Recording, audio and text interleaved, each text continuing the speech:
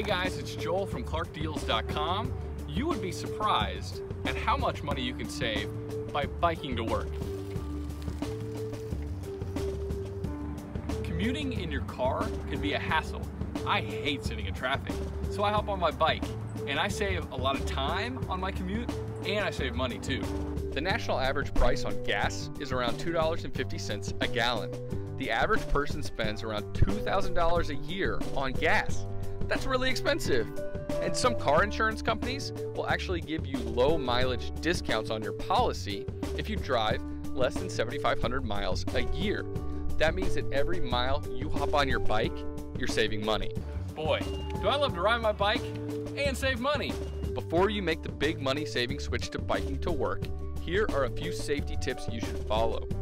Always have the proper safety gear for riding your bike, like helmets, and of course, working front and rear lights. Now you're ready to get on the road. You'll be happy and your wallet will be even happier.